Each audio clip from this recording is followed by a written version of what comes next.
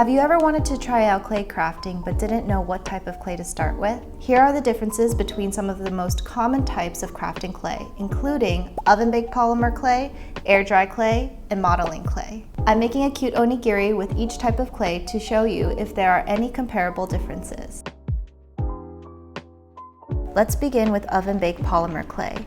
It's the clay that I personally use, so I can answer the most questions about this. Known for its versatility and durability, this clay requires baking in a conventional oven to solidify. It's favored for detailed and intricate projects due to its ability to hold fine details and vibrant colors after curing. After baking, it typically has a smooth finish.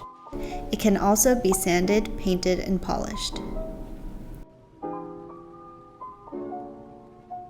Next, we have air-dry clay. As the name suggests, this clay air dries naturally over time without the need for baking. It's convenient for projects that don't require immediate finishing and is popular among beginners and educators for its ease of use and accessibility. As for texture and workability, air-dry clay is typically softer and easier to manipulate than polymer clay prior to drying. In my experience here, I found that when I tried to work with smaller details such as the eyes or the mouth, the air-dry clay feels a little more brittle and doesn't stay together as much, so I only did the eyes with clay and decided to draw or paint the mouth on later. Air-dry clay usually has a matte or chalky finish, so it may require smoothing with water or sanding after drying. It can be painted and sealed once fully dried.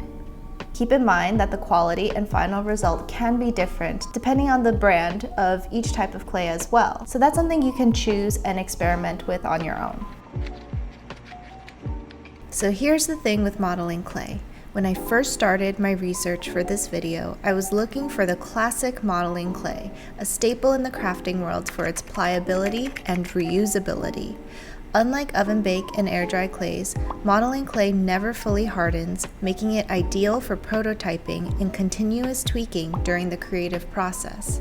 However, what you'll commonly find in craft stores and online is, quote, air hardening modeling clay, which to me is essentially air-dry clay. I didn't realize this difference because the package of my modeling clay doesn't say air hardening anywhere, so when I tried to squish it back into its original state, I ended up breaking off the eyeballs instead.